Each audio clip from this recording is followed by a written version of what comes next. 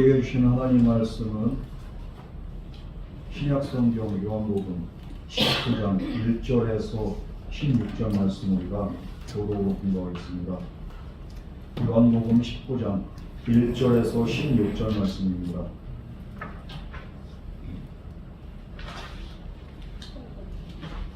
요한복음 19장 1절에서 16절 말씀입니다. 제가 가진 성경은 신약성경 180페이지에 있습니다.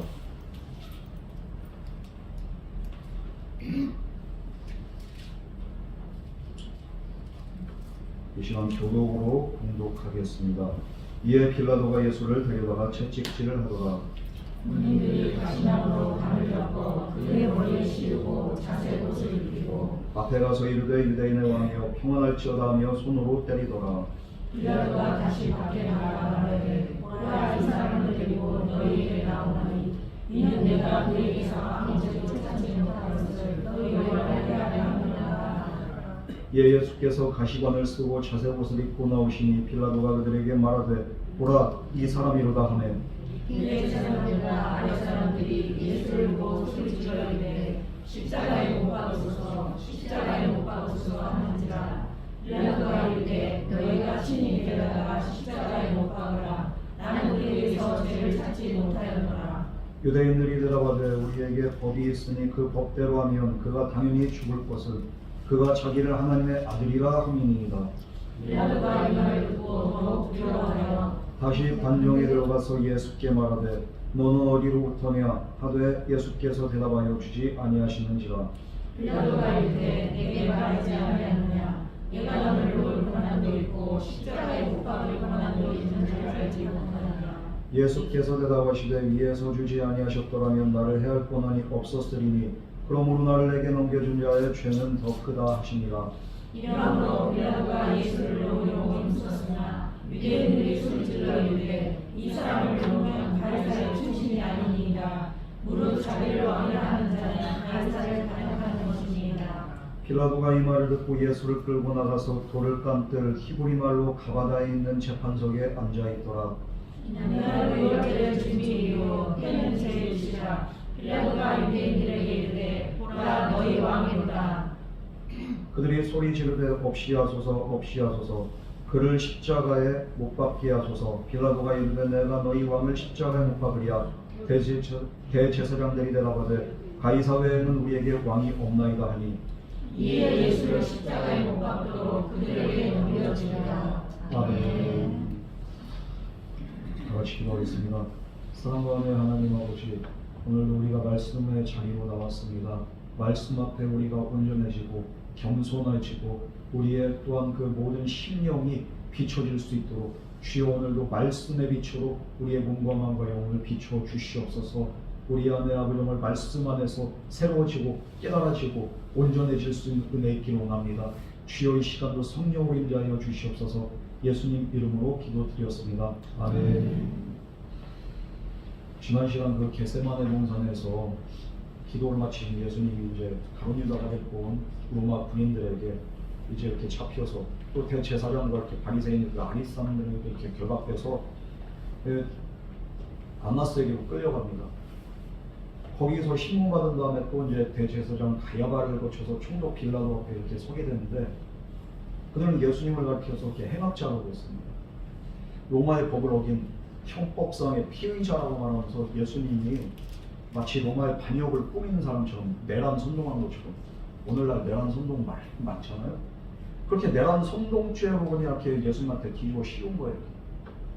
이에 빌라도가 이렇게 관중에 들어와서 예수님을 딱 신문을 했는데 딱히 죄가 안 보입니다. 그래서 6월절에 죄수한명을 사면해 주는 그런 유대인의 전례에 따라서, 그리고 이렇게 유대인들에게 예수님을 놓아주기 원하는 그 사람 바라바냐 예수냐 물어봤을 때 어떻게 합니까? 이들이 소리를 지르면서 진짜 행악자였던 바라바를 풀어주고 예수님을 죽이라고 합니다. 예수님을 석방하려고 했던 계획이 있었어요. 빌라도가 이걸 그냥 이렇게 노력을 안 한 게 아니에요. 이렇게까지 했는데도 어떻게 합니까? 이 죄 없는 그 무고한 예수님을 죽이려고 합니다.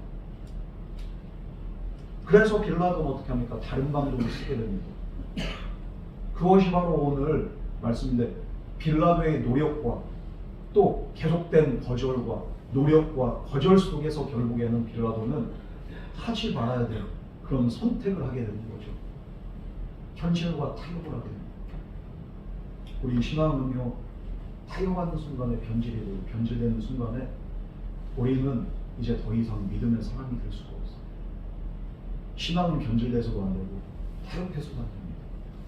오늘날 포스트 모더니즘 시대라고 합니다. 수많은 가치관들이 하나님보다 이 이념이 더 우선이다, 사상이 우선이다, 그리고 가치관이 우선이다, 세속주의가 우선이다,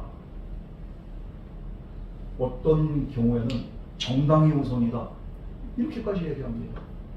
그럼에도 불구하고 우리는 중심을 잘 지켜야 됩니다. 하나님 말씀보다 우선되는 게 없습니다. 대한민국에서는 헌법이 우선이 됩니다. 헌법이 근간이 되는 거죠. 마찬가지로 우리 그리스도인들에게 하나님의 법이 있어요. 하나님의 말씀이 있습니다. 이 말씀이 무너지고 법이 흔들리면 타협하게 됩니다. 타협을 하게 될 때 우리는 하지 말아야 될 선택을 하게 되고 결국에는 하나님의 생명책에서 그냥 지워지는 거예요. 여러분, 바라기는 우리는 언제나 현실과 타협한 자들이 아니라 언제나 하나님 편에 굳건히 서 있는 말씀 안에 있는 저와 여러분 되기를 주님의 이름으로 축원합니다. 우리 1절 말씀 다 같이 공부하겠습니다. 시작. 빌라도는 예수님이 죄가 없다는 것을 분명히 알았습니다. 그래서 법적 절차에 의해서 무죄라고 판결을 내려야 됩니다. 그러나 판결 안 내려요. 먼저는 잡아서 때립니다. 왜 그렇습니까? 유대인들이 계속 난리를 치니까 유대인들을 만족시키기 위해서 예수님을 채찍질을 한 다음에 놓아줄 생각을 합니다. 이것도 이렇게 옳은 판단 아니지만 그래도 나름 노력을 한 거예요. 양쪽에 그래도 예수님도 놓아주고 유대인들도 만족시키고 그런 의도에서 죄 없는 예수님을 때리는데 그냥 때린 게 아니죠. 채찍질을 했는데 채찍이 그 당시에 채찍이 어떠합니까? 옷 입은 채로 맞는 게 아니라 옷이 벗겨진 채로 맨살에다 채찍을 때리는데 채찍 끝에는 두 개 이렇게 작은 그렇게 구슬 같은 게 있습니다. 그 구슬이 어떻습니까? 이게 맨들맨들한 구슬이 아니에요. 거칠거칠하고 표면이요. 이게 짐승의 뼈나 낡은 쇠 조각이나 이런 것들 이렇게 그냥 그 구슬 끝에 이게 붙어 있는 거예요. 울퉁불퉁한. 그걸 가지고 채찍을 때리면은 어떻게 됩니까? 살이 터지고 피가 나오고 근육이 드러나고 엄청 끔찍한 그렇게 형벌 중에 하나가 채찍형이에요.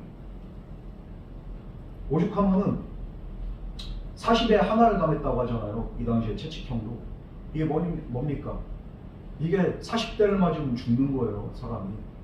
그러니까 죽지 않을 만큼만 때리는 거예요. 이걸 백부장이 집행을 하는데 죽겠다 싶으면 그래도 이렇게 그렇게 39대까지 못 가요. 왜냐하면은 이게 얼마나 끔찍한지.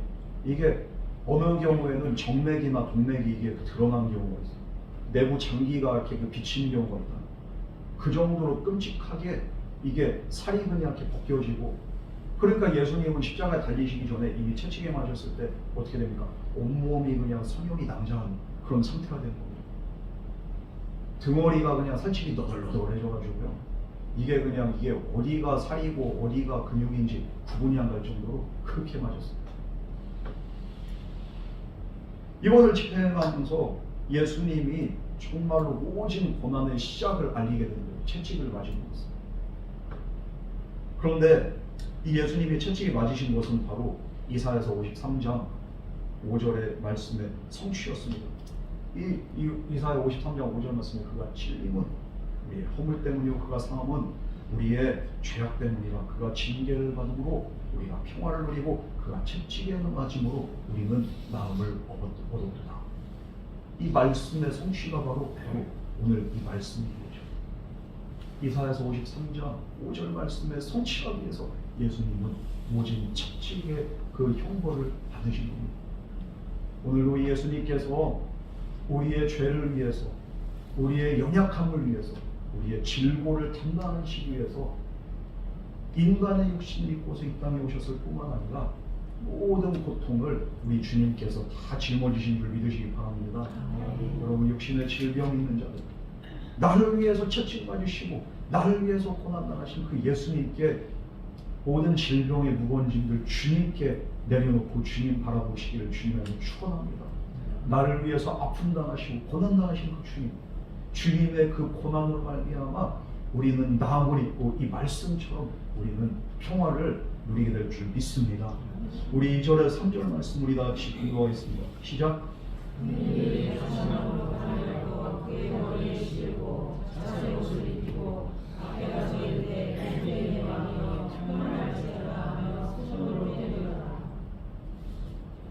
예수님의 보통 채찍질로 끝나지 않습니다.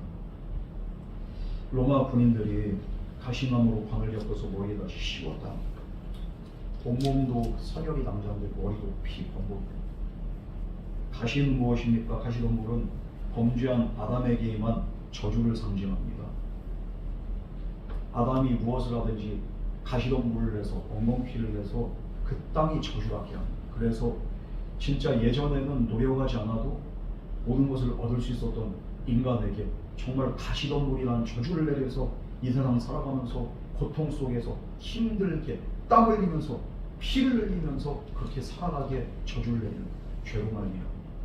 이 가시덤불은 그래서 죄로 말미암아 저주받은 아담을 상징하고 또 우리 인류를 상징하는데 그 예수님께서 가시관을 쓰셨다는 것. 이것은 무엇입니까?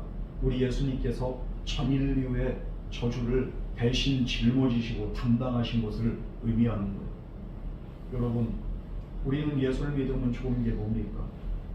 주님께서 내 대신 나의 모든 저주를, 나의 모든 고통을, 나의 모든 아픔을 대신 담당하셨기 때문에 우리는 예수 안에 자유함 누리고 평안을 누리게 되는 그런 은혜가 있는 줄 믿으시기 바랍니다.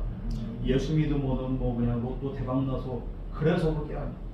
인생의 모든 저주와 고통을 주님께서 다 짊어지시고 담당하시기 때문에, 그래서 우리는 마음의 평안을 누리기 때문에 우리가 예수를 믿는 것이 복된 일인 줄 믿으시기 바랍니다. 우리 예수님께서 말씀하시고 수고하고 무거운 짐진 자들아 다 내게로 오라, 내가 너희를 쉬게 하리라.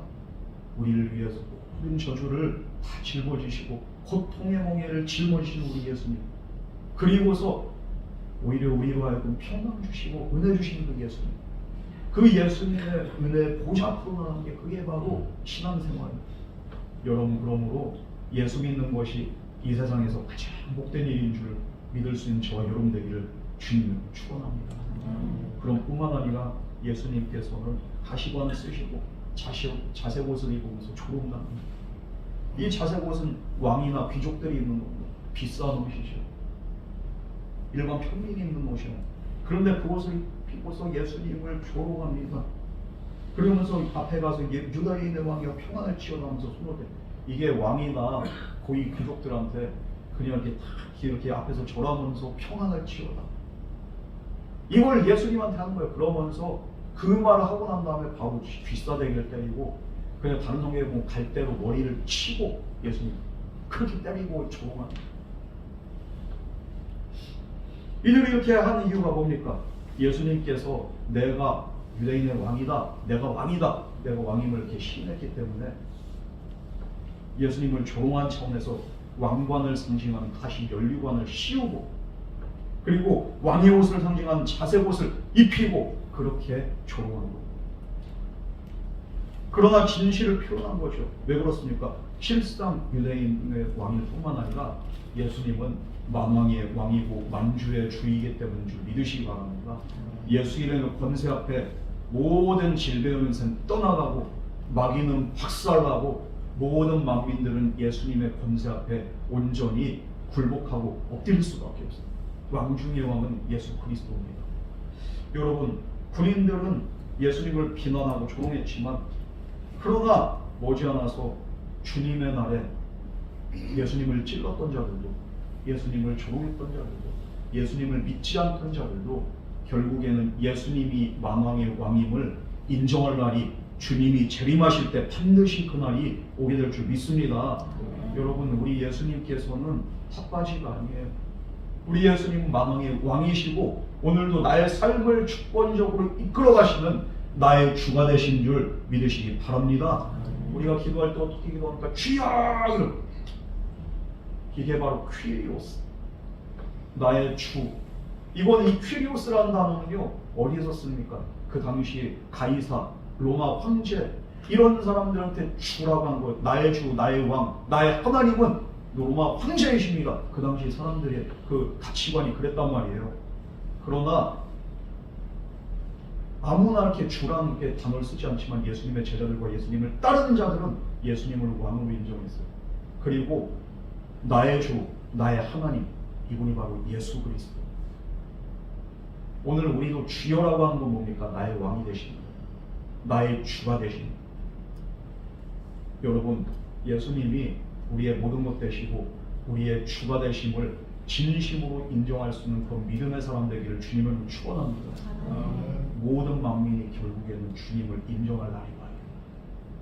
그러나 그 날이 오기 전에 먼저 예수를 알고 예수를 나의 구주로 인정하는 자가 복이 있는 줄 믿으시기 바랍니다. 그런 자들이 구원의 단열에 서게 됩니다. 우리 4절에서 5절 말씀입니다. 같이 공부하겠습니다. 시작.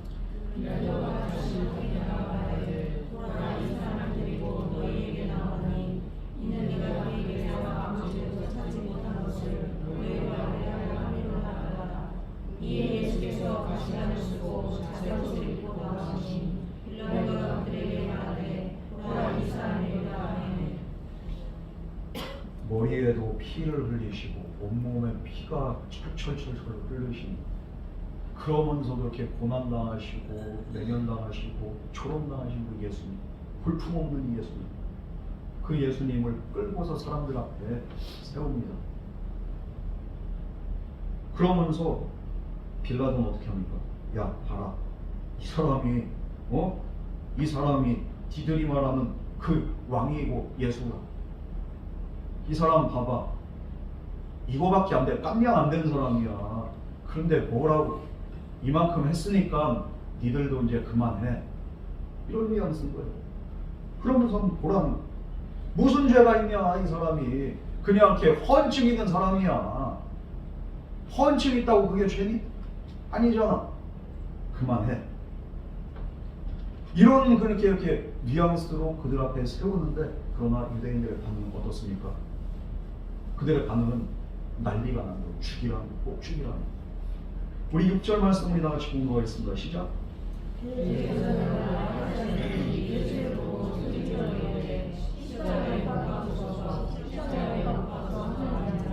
빌라도가 이르되 너희가 친히 데려다가 십자가에 박아라. 나는 그에게서 죄를 찾지 못하였노라. 이렇게 피로 묻는 예수님을 유대인들 앞에 이렇게 데리고 나오면은 사람이 측은지심이라는 게 생길 거 아닙니까?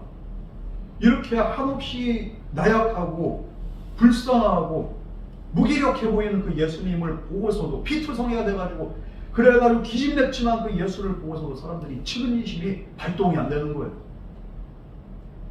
동정심이라고는 눈꽃만큼도 없고 그래도 죽이라고 합니다. 유대인들의 반응이 더 격해지는 거예요. 그러니까 이 빌라도가 뭐라고 합니까? 너희가 친히 데려다가 십자가에 못 박아라. 나는 그에게서 죄를 찾지 못하고. 이게 뭐 그 반역죄도 없고 내란죄도 없고 뭐가 있단 말이야 도대체. 우리의 그 로마의 법으로는 죽일 만한 그런 법안이 없어. 그러니까 니들이 죽여. 니들이 알아서 해. 책임을 회피하는 거죠. 로마법하고 유대인의 판결하고는 별개로 이제 따로 보는 겁니다. 법리 해석이고 이게 이렇게 또 이제 법리 해석이 이렇게 다른 거예요. 우리 로마법에서는 죽일 수가 없다. 니들이 알아서 해. 그런데 7절에서 어떻게 합니까 유대인들이? 우리 다 같이 공부하겠습니다. 시작. 유대인들이 대답하되 그에게 법이 있으니 그 법대로 하면 그가 당연히 죽을 것은 그가 자신을 하나님의 아들이 함이니이다. 이렇게 법리적인 해석이 다르다니까. 우리 로마법에서는 죽일 법이 없어. 그런데 유대인들이 말합니다. 유대법에 의해서 예수님을 죽일 근거로 제시한 게 자기가 하나님의 아들이라고 하는 거예요. 신성 못 오겠다는 거죠. 예수님이 하나님의 아들이심에도 하나님의 아들이심을 인정하지 못한 유대인들에 의해서 그들은 죽임을 당했는데, 그들의 예언서에 따르면은 예수 그리스도 메시아가 반드시 하나님의 아들이 이렇게 탄생해서 이 땅에 오시게 될 것이라는 것을 그들은 이렇게 분명히 알고 있습니다. 그러나 그들이 생각하는 정치적인 메시아가 아니라 예수님은 정치적인 그렇게 의미의 메시아가 아니었던 거예요. 인류의 구원을 위한 메시아였던 거죠. 자기들의 그렇게 사상관, 신앙관, 자기들의 가치관하고 다른 예수님을 하나님의 아들로 인정할 수가 없었던 겁니다. 수많은 기적을 봤습니다. 수많은 말씀을 들었습니다. 그럼에도 불구하고 그들은 강팍했습니다. 그러면서 하나님의 아들을 보고서 신성 모독했다고 하면서 그들은 하나님의 말씀을 연구하고 알면 뭐합니까? 하나님을 모르는데. 그러니 눈이 멀어서 눈앞에 있는 메시아를, 하나님의 역사를 이루는 그 메시아를 그들은 부정하는 거예요. 우리가 신앙생활하면서 우리가 믿는 하나님 예수님 어떤 분입니까? 내가 믿기 원하는, 내가 섬기기 원하는 그런 이미지로 내가 만들어 놓고 그런 틀 안에 딱 가둬놓고 하나님은 이렇게 해야 돼, 하나님은 이런 분이어야 돼, 그런 하나님이 아니면 우리는 인정하지 않습니다. 순종하지 않습니다. 우리도 유대인들과 같지 않습니다. 자기의 사고에 갇혀있기 때문에 예수 그리스도를 인정하지 못하고 죽여버리라고. 그러면 신성 모독에 의해서 죽이려고 해서 이들은 지금 아주 그냥 길길이 날개 있는 거예요. 우리 8절에서 9절 말씀 우리 같이 공부하겠습니다. 시작.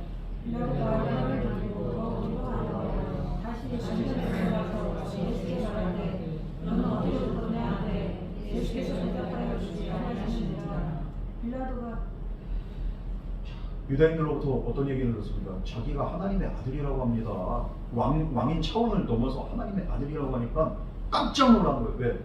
빌라도는 그 당시에 이렇게 로마에 이제 이렇게 또 그 지배자였을 뿐만 아니라 로마 당시에는 이렇게 그리스 신화나 이런 것들이 그냥 행배했습니다. 신관이. 그래서 반인반신이라는 그런 존재도 이렇게 있었다고 하고요. 그러면서 그냥 이렇게 또 그 신이 그냥 이렇게 인간의 모습으로 이렇게 또 그렇게 존재할 수도 있다고 그렇게 사람들이 생각을 합니다. 오죽하면은 바울이 그렇게 선교여행을 갔는데 그냥 그 귀신을 쫓아내고 병든 자를 고치니까 어떻게 하면 사람들이 살아있는 이렇게 신의 그렇게 인간의 몸을 이렇게 입고서 이 땅에 왔다고 해가지고 그 헤르메스라고, 헤르메스가 이렇게 그냥 이렇게 뭡니까 쇼핑백 이름인데 하나에 있잖아요. 백이 어떤 건 1억이 넘는다. 진짜 아주 어나더되네. 그 헤르메스, 그 힘이 어디서 나오냐면은 로마 신화에서 나온 그 헤르메스. 사람들이 그냥 거기에 신관에 그 그리스의 신관에 빠져서 이런 존재도 있을 수 있겠다 그렇게 생각을 하면서 사는 거예요, 사람들이. 그러니까 얼마나 많은 교주들이 있었겠습니까, 그 당시.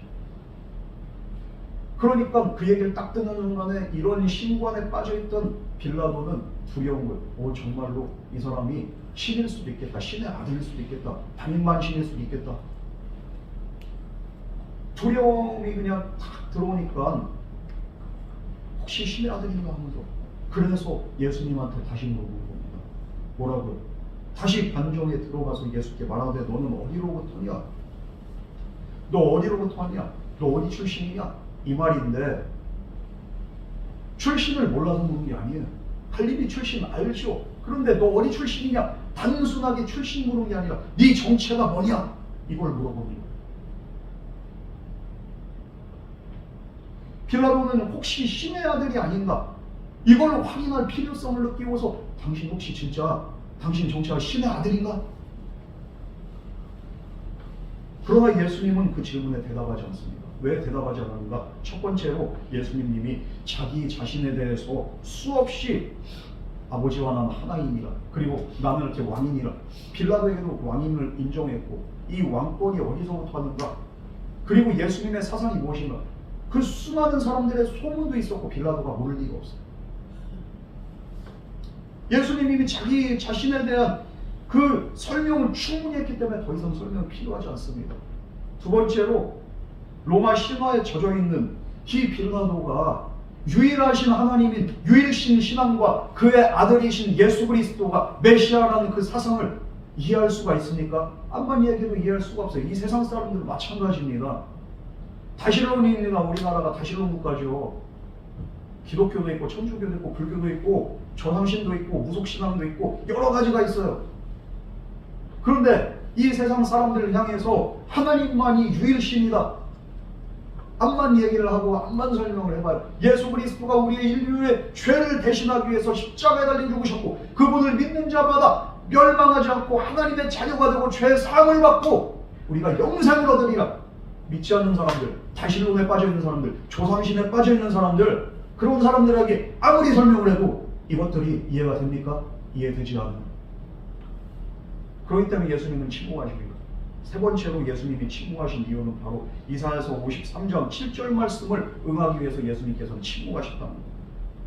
그가 곤욕을 당하여 괴로울 때에도 그의 입을 열지 아니하였으며 그가 마치 도살장으로 끌려가는 어린 양과 같이 털 깎는 자 앞에서 잠잠한 양같이 그가 입을 열지 아니하였도다.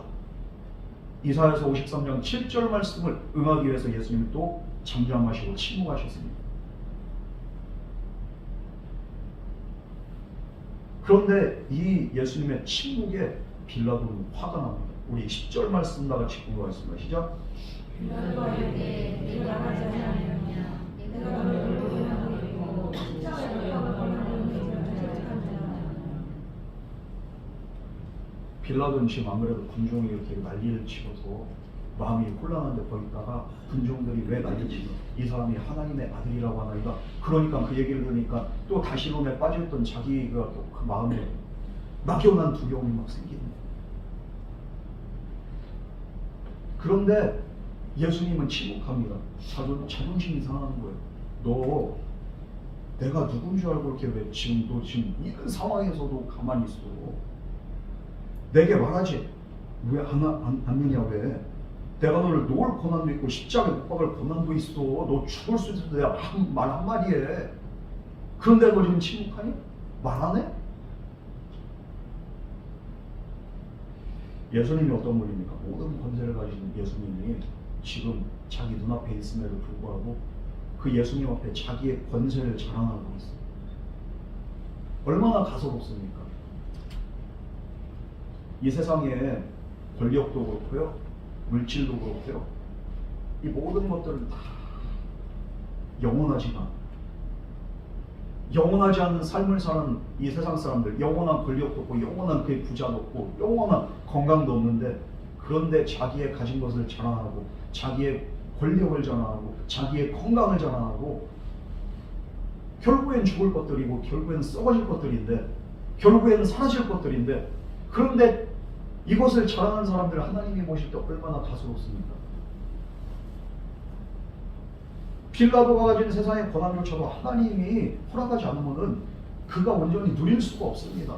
그런데 그걸 모르니까 예수님 앞에서 자기의 권력을 자랑합니다. 여러분, 우리가 세상에서 살아가면서 어떤 권한이든 어떤 부가 됐든 어떤 정말로 이 세상에 정말로 그렇게 모든 이렇게 문화가 됐던 간에 하나님이 허락하지 않고서는 우리가 누릴 수가 없습니다. 모든 것은 하나님으로부터 왔다. 이 사실을 우리가 분명히 알아야 돼요. 그걸 모르면은 자랑하는 거예요, 그냥. 제가 이렇게 그 선교지에 있을 때 몇 번 얘기한 적이 있는데, 그냥 재산이 한 200억 정도 되시는 분이 그냥 나한테 그러는 거야. 송 목사님 왜 이렇게 그냥, 이 양반이 볼 때는 난 별 볼 일 없어. 그냥 개뿔 아무것도 없는데 뭐가 이렇게 항상 당당하네. 아니 뭐 이게 뭐 내가 이렇게 굽신거릴 것도 없죠. 그냥 이렇게 없어도 그냥 이렇게 당당해야지. 그런데 나는 그래도 이렇게 그냥 그렇게 나한테 자랑하면 그냥 이렇게 그 얘기를 들으니까 그래도 더 열받네. 아니 당신이 이렇게 가져봤자 얼마? 한 200억 있디야. 한국 돈은 200억 있으면 뭐 내 돈도 아니고 남한테 줄 것도 아니고 내가 왜 그냥 이렇게 빈굴하게 그렇게 하나님 앞에서, 하나님의 종 앞에서 그냥 자기 재산 자랑 얼마나 찌질하고 얼마나 그냥 이게 진짜 가소로운지. 야, 하나님은 천지만물을 창조하신 하나님인데 그 하나님 앞에서 네 재산 자랑하니? 너무 가소로운 거예요, 제가 볼 때. 아마 주님이 보시기에도 지금 빌라도가 자기의 권력을 딱 자랑하는 게 얼마나 가소로워요, 이게. 여러분, 내가 남들보다 좀 더 가졌다고, 남들보다 좀 더 알고 있다고 그거 가지고 우쭐대고 그거 가지고 이렇게 교만하지 마세요. 하나님 앞에서 저와 여러분 누구나 할 것 없이 우리는 그냥 피조물에 불과하고 우리는 영원한 존재가 아니고 우리는 유한한 존재들입니다. 그 사실을 깨닫는 자만이 겸손할 수 있는 거예요. 그런데 우리는 이 사실을 모르고 하나님께서 주신 것을 모르고 적반하장으로 하나님께 권한이나 권리를 주장하고 하나님 왜 이걸 안 주십니까? 내가 또 어떤 사람인데 이런 사람이 있어요. 여러분 그것은 명백한 교만이고 명백한 이거는 진짜 하나님 앞에서의 범죄입니다. 내가 지금 누리고 있는 것들 은혜입니다.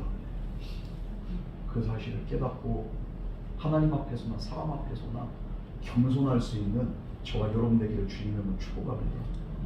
그게 안 되면은 자기가 권리 남용을 하는 거예요. 자기 가정과 가지고 갑질을 하는 거예요.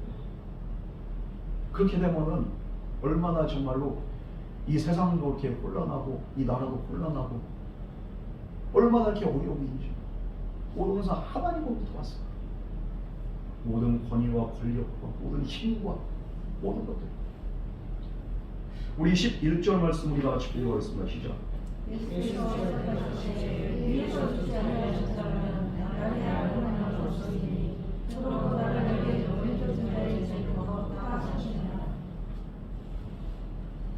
위에서 주지 아니하셨다면 나를 해할 권한이 없었다. 빌라도에게 세상에 그렇게 또 주신 권한도 세상에 어떤 권한도 하나님 아버지의 뜻이 없으면 자신을 해할 권한이 없다고 분명히 말씀하십니다. 네 권리, 네 권한 너로부터 온 거 아니야. 하나님이 허락했기 때문에 지금 내가 네 앞에 서 있는 거고 이 또한 모든 것 또한 하나님의 그 주권 안에 있는 거야. 예수님이 분명히 말씀하십니다. 예수님이 이 땅에 오신 목적이 뭡니까? 왜 억울하게 이렇게 잡혀 있어야 됩니까? 왜 이렇게 신문당하셔야 됩니까? 인류의 모든 그 죄를 십자가의 희생 제물이 본인이 되셔서 담당하기 위해서 죽으러 오시기 위해서 이 땅에 오신 거예요. 죽기 위해서 오신 거예요, 예수님. 그리고 그 죽음을 향해서 가시는 거예요. 지금 완성의 단계에 있는 겁니다. 인간적으로 보면 사람들이 다 모든 것을 통제하고 있고 모든 것을 컨트롤하는 것 같지만 이것 또한 하나님의 허락과 주권 안에서 이 일들이 일어나고 있다는 겁니다. 여러분 그러므로 지금 이 상황을 통제하는 분은 빌라도가 아니라 하나님이다. 예수님이 그것을 분명히 말씀하고 있습니다. 어떻게 보면 진짜 이건 불의한 상황이고 어거지고 이건 말도 안 되는 상황이에요. 그러나 이 상황조차도 하나님께서는 들어서 사용하셔서 예수님의 구원 사역에 쓰임받게 하는 거예요. 여러분 그러므로 하나님의 뜻은 언제나 의롭고 옳다는 그 사실을 여러분이 알아야 돼요. 내가 볼 때는 어떻게 이럴 수가 있습니까? 이런 상황 속에서도 우리가 고백할 수 있는 한 가지는 하나님은 옳습니다. 그러므로 이루어진 하나님의 뜻에 부합하도록 우리는 우리의 계획과 우리의 목적을 수정해야 됩니다. 아무리 내가 볼 때 불합리한 상황이고 삶이 정말로 이건 말이 안 된다 할지라도 이것 또한 의로우신 하나님의 손 안에 있다. 실제 우리 삶에는 내 계획과 하나님의 뜻 이 두 가지가 항상 충돌을 하는 거예요. 그럴 때마다 하나님의 계획과 하나님의 뜻이 내 계획과 내 뜻보다도 더 높고 이것이 더 완전하다는 그 사실을 우리가 인정해야 됩니다. 우리가 오늘 찬양도 불렀잖아요. 예배 전에 완전하신 나의 주 의의 길로 인도하소서.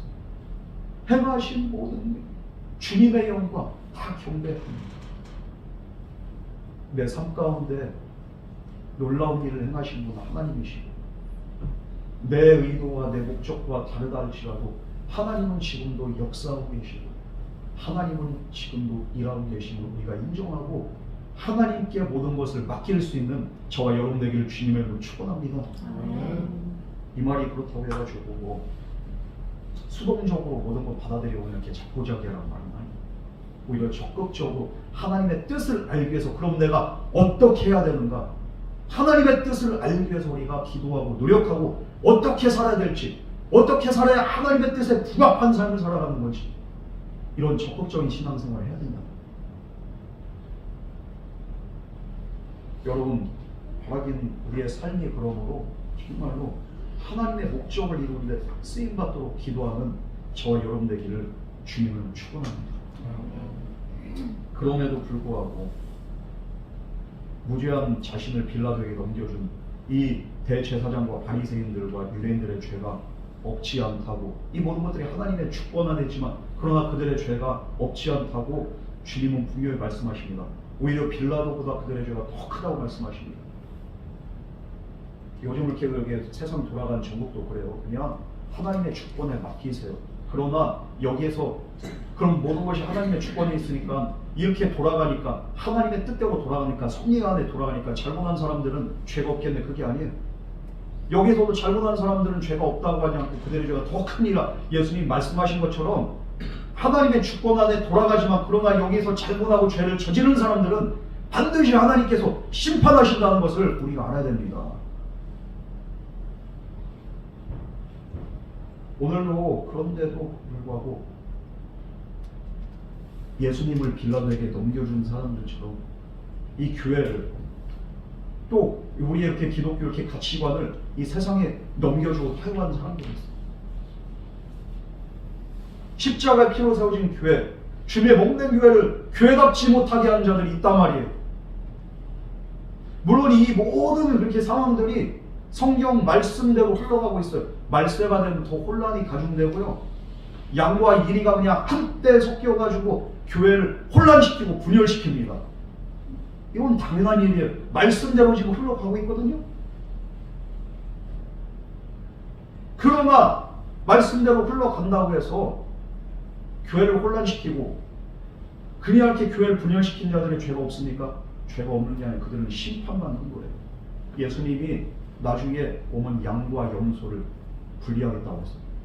이 세상으로부터가 아니에요. 교회 안에서입니다.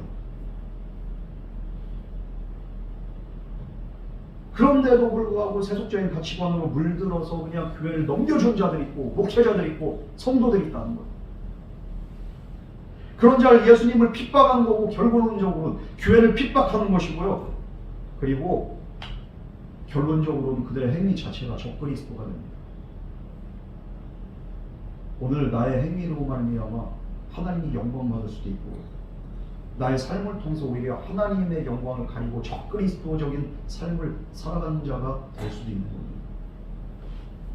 여러분, 교회가 우선이지 세상이 우선이지 않습니다. 하나님 말씀의 법이 우선이지 세상 법이 우선이지 않습니다. 그리고 예수 그리스도의 그 사상과 이 기독교의 가치관이 우선되는 거지, 이 세상의 사상이나 정당이나 이런 것이 우선될 수가 없어요. 오직 우리는 정말로 그리스도에 속한, 하나님 말씀에 속한 그런 삶을 살아내야 됩니다. 우리 12절 말씀입니다. 같이 공부하겠습니다. 시작. 이 사람을 보면 가이사의 출신이 아닙니다. 무릇 자기를 왕이라 하는 자는 가이사를 반역하는 것입니다. 예수님의 말씀 듣고서 또 쫄리는 거예요. 이렇게 빌라도가, 이게 진짜 이 사람 하는 말이 일반적인 말이 아닌데, 뭔가 찝찝한데, 이 사람 정말로 뭔가 있는데, 이거 괜히 출렸다면 큰일 나겠는데. 그러면서도 혼란 속에 있는데도 불구하고, 그래서 빌라도가 예수님을 노리하고 다시 한번, 성경에서 빌라도가 여러 번 힘썼다니까 나름대로 애썼어요. 그러나 역부족인 겁니다. 왜 그렇습니까? 이번엔 또 유대인들이 예수님을 풀어주면은 당신은 로마 황제의 충신이 아닙니다, 이렇게 얘기합니다. 가이사를 걸고 넘어듭니다. 황제에게 반역한 자를 도와준 것은 가당치 않은 일이다. 그러므로 이 사람은 십자가형입니다. 당시 로마인이 아닌 사람이 내란을 선동하거나 가담했을 경우에 무조건적으로 십자가 사형에 처했습니다. 이건 분명합니다. 빌라도 입장에서 황제에게 반역한 사람 놓아줬다는, 이거 로마에 그냥 이렇게 그 황제의 귀에 들어가면 어떻게 됩니까? 현재 자기의 지위뿐만 아니라 목숨까지 위태롭게 되는 거예요. 이 사람은 지금 내란을 선동한 자는 내란 수괴인데 어떻게 이럴 수가 있습니까? 그 사람을 놓아준 거는 로마 정부를 그리고 황제를 반역한 겁니다. 이러고 있어 지금. 이렇게 되니까 빌라도가 어떻게 합니까? 판결을 내릴 수밖에 없어요. 의인을 살인이야 죽게 내버려두면 이제는 빌라도가 판단해야 됩니다. 결국에는 옳지 않은 판단을 하게 되는 거죠.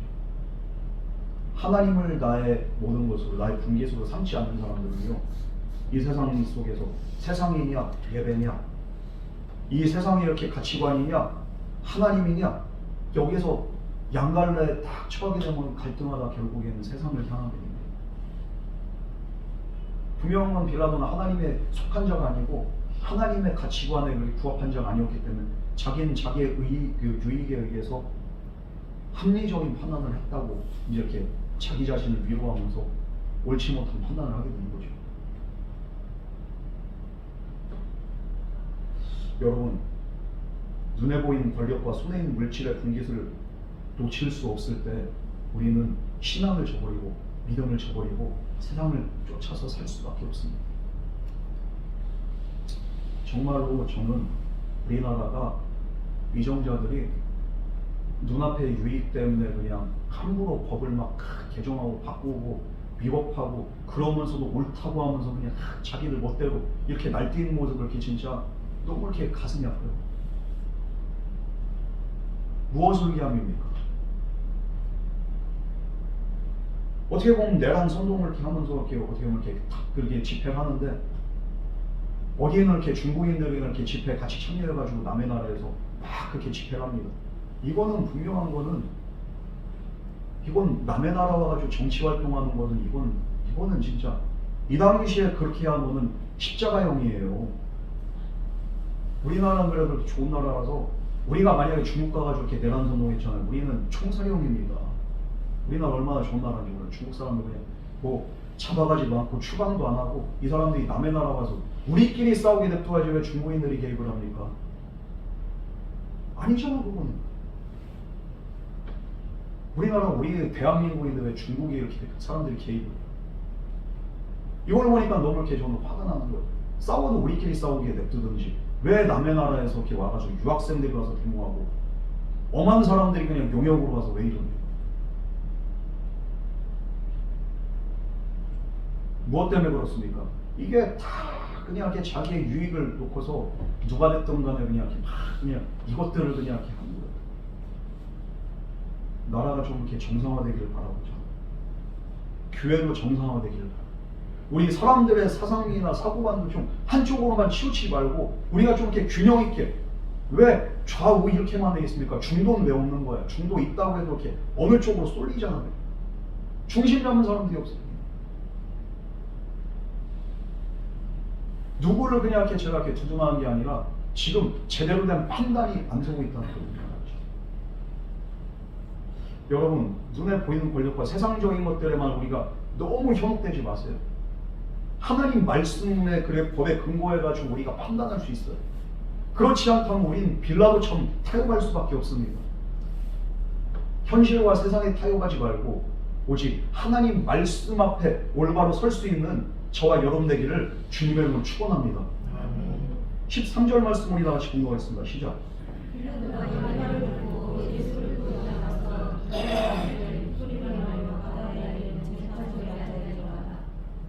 빌라도가 유대인들이 있는 관정 밖으로 예수님을 끌고 나가서 재판을 할 수밖에 없는, 이제 마음에 어느 정도 결단을 딱 내렸어요.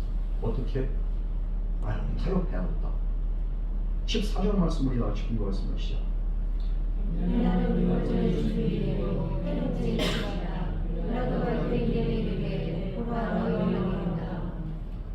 이날이 6월절의 중계일이고 때는 제6시라고 했습니다. 이때는 이제는 빌라도가 유대인들에게 보라 너희 왕이다. 요한복음 1세기 말에 기록된 말로서 이제 이렇게 로마의 시간을 사용하는데 빌라도는 군중들의 아우성이 신기가 불편하면서 그러면서 다시 한번 그냥 그들을 이렇게 그냥 잡아. 야, 그래, 봐. 이들 왕이다 그래. 됐냐? 이들 왕이야. 조롱하고 멸시한 투로 말합니다. 그러면서도 결국에는 굴복하는 거예요. 권력을 가진 그 빌라도조차 대중의 강압에 그냥 무릎 꿇게 됩니다. 왜 그렇습니까? 유대인들의 말한 말이, 당신이 이렇게 하면 황제의 충신이 아닙니다. 이 말 때문에 그는 이렇게 어쩔 수 없이 자기의 신념이나 그런 것들 판단을 딱 내려놓게 돼요. 언제나 진리 되신 주님의 말씀을 따라서 우리는 공의롭게 살아요. 뭔가에 그냥 이렇게 우리가 이렇게 그냥 세상에 이렇게 메시지를 듣기에 앞서서 하나님 말씀에 먼저 이렇게 우리가 이렇게 정말 입각해서 이것이 성경적으로 맞는 것인지 아닌 것인지 이걸 판단할 줄 알아요. 그렇게 하고서 공의롭게 판단하고 행동해야 됩니다. 뭐가 됐든지 간에 항상 우리가 정말 그러기 위해서는 말씀을 읽어야 됩니다. 왜 우리가 정교인 성경 통독을 하고 성경 필사하고 왜 그렇습니까? 조금이나마 하나님의 말씀을 깨닫고자. 그래서 이 세상을 살아가는데 우리가 정말로 올바르지 않은 판단에서 이렇게 정말로 우리가 벗어나고자 우리가 말씀을 중심으로 이렇게 살자고자 이렇게. 그래서 여러분들에게 말씀 읽자, 성경 필사하자 이런, 내 생각이나 내 가치관이나 이런 것들 틀릴 수가 있습니다. 그러나 언제나 우리의 삶의 온전한 잣대가 되는 것은 하나님 말씀인 거예요. 그 말씀에 딱 입각하면은 선과 악이, 진리와 거짓이 드러나게 돼 있어요. 여러분, 그러므로 언제나 말씀 안에서 깨어있는 저와 여러분에게 주님을 축원합니다. 우리 15절 말씀 우리 다 같이 공부하겠습니다. 시작.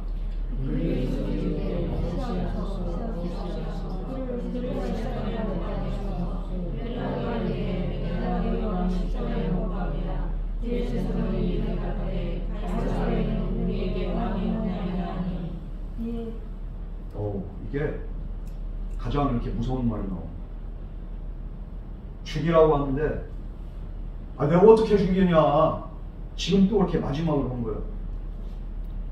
그를 십자가에 못 박게 해서 빌라도가 이르되 내가 너희 왕을 십자가에 못 박으랴. 이 말은 어떻게 못 박어? 뭘로 못 박어? 마지막으로 한 번 더 이렇게 얘기를 해요. 그런데 어떻게 합니까? 대제사장들이 대답하되 가이사 외에는 우리에게 왕이 없나이다. 무서운 말이에요. 대제사장들은 뭡니까? 하나님의 종이라는 자들. 근데 입에 담을 수 없는 말입니다. 하나님만이 우리의 유일하신 하나님이고 우리의 왕이라는 것을 그들은 인정해야 됩니다. 그런데 하나님이 아닌 누구? 바로 가이사. 이 가이사는 그 당시 율리우스 카이사르의 황제인데요. 그 당시 당대의 사람은 아닙니다. 그런데 그 당시에 로마의 왕을 가이사라고 했어요. 카이사르라고 했어요. 일반적으로 통용된 말이에요.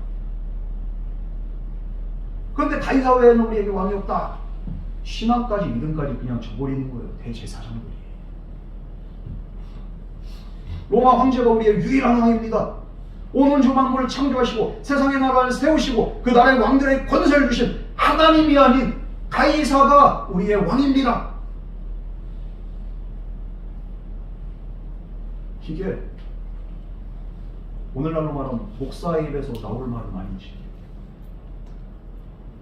이처럼 유대인들은 하나님만이 그들의 왕이라는 그 사실조차도 망각했습니다. 하나님을 하나님을 하지 못하고 인정하지 못한 사람은요, 세상 권력과 사상의 노예가 되고 종이 될 수밖에 없어요. 하나님을 내 자신의 인생의 전부로 궁지에서로 삼지 않는 자는요, 물질과 권력의 종으로 전락할 수밖에 없습니다. 그렇게 되면 겉으로만 하나님께 예배드린 자지 속은 어떻습니까? 유물론에 그냥 빠져있고요, 무신론에 빠져있는 거고, 물질과 권력의 가이사 외에는 우리에게 왕이 없다고 하는 그 대제사장들과 똑같은 모습이 되는 거예요. 여러분, 우리가 우리끼리 얘기를 했잖아요. 저는 그냥 이렇게 판단하지 않아요, 좌우를. 그러나 좌에 계신 분들도 계실 거고 우에 계신 분들도 계실 거지만 우가 됐든 좌가 됐든 간에 우리 정당이 하나님보다 위가 될 수는 없는 거잖아요. 그죠? 맞습니까? 진보적인 이렇게 그렇게 사상이나 보수적인 사상이 하나님보다 위가 될 수는 없습니다. 아멘입니까? 우리 이거 분명히 알아야 돼. 그런데 이 대제사장들은 어떻게 했습니까? 가이사보다 우리 이렇게 가이사가 우리의 왕입니다. 예수님을 죽이기 위해서 자기들의 신앙관까지도 그냥 다 팔아먹어 버렸어요. 여러분, 나의 왕이 누굽니까? 나의 왕이 누구신지를 명확하게 고백할 수 있는 저와 여러분 되기를 주님으로 축원합니다. 아무리 내가 이 세상이 좋아, 아무리 내가 정말로 지지하는 사상이 옳다고 할지라도, 그래서 이 나라가 이 모양 됐잖아요. 이렇게 찢어졌잖아요. 그런데 그리스도인들은 그러면 안 되잖아요. 적어도 예수 믿는 사람들은 그러면 안 되잖아요. 나의 왕이 누굽니까? 그리스도 외에는 나의 왕이 없습니다. 윤석열도 아니고 이재명도 아니고 박정희도 아니고 우리의 왕은 누굽니까? 예수님이에요. 여러분 이 사실 분명히 했으면 좋겠어요. 언제나 그 믿음 안에 살아가는 저와 여러분 되기를 주님의 이름으로 축원합니다. 우리 마지막 16절 말씀입니다. 같이 공부하겠습니다. 시작. 이에 예수 십자가에 못 박혀 그들에게 넘겨주리라. 결국에는 가이사가 우리의 왕이니까, 우리는 가이사의 충신이니까 우리의 충심으로 이 사람을 죽이지 않을 수가 없습니다. 나라를 위함입니다. 여기에 그냥 불복합니다. 그러면서 예수님을 십자가에 못 박도록 대제사장들과 바리새인들을 포함한 유대인들에게 넘겨줍니다. 그의 이 노력이 있었음에도 불구하고, 그러나 결국에는 그는 타협했기 때문에 기독교사에서 두고두고 그냥 이렇게 회자되는 죄인이 되는 거예요. 오늘 우리가 사도신경 했죠. 신앙 고백했죠. 본디오 누구에게? 빌라도에게 무엇을 받아? 고난을 받아. 초대교회 이후로 지금까지 신앙 고백을 통해서 끊임없이 회자되는 자, 끊임없이 저주받은 자, 그 사람이 바로 빌라도가 돼요. 오늘날 우리는 왕이신 예수님을 십자가에 다시 못 박는 그런 선동을 하거나 비기독교적인 사상으로 우리를 현혹하거나, 그리고 세상적인 가치관으로 우리 교회들을 자꾸만 배척하는 이런 사상에 선동되지 말아야 됩니다. 우리. 그러기 위해서는 어떻게 됩니까? 진리이신 예수님을 우리가 깊이 알아야 되는 거예요. 예수님을 만왕의 왕, 하나님의 아들로 우리가 인정해야 된다. 그것을 모르는 자들이 아무리 그냥 우리 기독교 사상을 멸시하고 조롱하고 핍박한다 할지라도 우리는 여기에 타협해서는 안 되는 거예요. 이렇게 바리새인들과 이 추종자들이 예수님을 죽게 했잖아요. 오늘도 교회를 죽이는 세력들은 다른 자들이 아니고 어쩌면 교회 내부적으로 세상의 가치관을 받아들인 자들에 의해서 교회가 파괴가 되는 겁니다. 일제시대 때 신사참배하지 않겠다고 끝까지 싸우겠다고 했던 교회들을 누가 핍박을 했습니까? 신사참배하는 교회들이 핍박을 했어요. 주기철 목사님을 비롯한 손양원 목사님이나 한경진 목사님이나 이런 분들 목사직 파멸시킨 사람들로 누굽니까? 다른 그렇게 사람들이야 목회자들이 그랬어요. 교회가 그랬어요. 평양노회에서 제명을 시켜버렸어요. 장로교인들. 그렇게 보수적인 장로교가 자기들은 타협하고서 그렇게 하는 거예요. 그러니까 보수가 됐던 진보가 됐던 정말로 쓸데가 없는 거예요. 껍데기야. 여러분, 오늘날 이런 사람들에게 만왕의 왕이고 하나님의 아들이신 예수님을 우리는 그럼에도 불구하고 우리는 선포해야 되는 거예요. 우리의 왕은 우리의 주는 예수 그리스도다. 이렇게 이들에게 하나님의 말씀 선포하고 구원을 선포하고 우리는 타협하지 않을 때 주님의 날에 우리는 부끄러움 당하지 않고 우리는 구원의 반열에 온전히 서게 될 줄 믿습니다. 부끄러움 당한 자들은요, 구원의 그냥 반열에 있지 않아 심판받고서 결국에는 슬피 흘리며 이를 갈 때가 있어요. 빌라도의 이 한 번의 판단이 보세요, 두고두고 지금까지 회자가 됩니다. 우리의 잘못된 그 실수로, 잘못된 판단으로 우리가 천추의 한이 될 수 있고 어쩌면 영원한 또한 하나님께 기억받는 영광이 될 수가 있는 거예요. 여러분, 하나님은 우리가 부끄러운 자리에 있지 않고 언제나 말씀 안에 있어서 하나님 앞에 영광 중에 거하는 저와 여러분 되기를 바랍니다. 주님 오신 그날에 우리가 부끄러우면 안 되잖아요. 타협한 모습으로 주님의 얼굴을 보면 우리는 얼마나 부끄럽습니까? 주님 앞에 나아갈 때 당당하게, 떳떳하게 영광 중에 주님 앞에 나갈 수 있는 저와 여러분 되기를 주님으로 축원합니다. 주님밖에 없어요. 이거 외에는 다른 게 없어요. 이 사실 항상 기억하세요. 우리 이 시간 다 같이 기도하겠습니다. 하나님과 하나님과 이 시대의 수많은 가치관들이 우리의 눈과 귀를 멀게 하고 우리의 그 사상을 정말로 지배하는 이 시대를 우리가 정말 위험한 시기를 살아가고 있습니다. 이런 시대 속에서 우리의 신앙관이 흔들리고 우리의 가치관들이 흔들릴 때가 많이 있습니다. 우리 사랑하는 성도들, 정말로 좌로나우로나 치우치지 않고 말씀의 중심 잡아 예수 안에 온전히 구할 수 있는 우리 모든 하나님의 자녀들 다 되게 하여 주시옵시고, 말씀이 중심되어서 말씀 안에서 판단하고 행동하고 하나님 뜻대로 살아갈 수 있는 온전한 믿음의 사람 다 되게 할 수 있도록 주여 우리의 영과 혼과 육과 우리의 생각과 우리의 마음까지도 지켜 보아여 주시옵소서. 이 모든 말씀으로 하신 예수님 이름으로 간절히 기도드렸습니다. 아멘.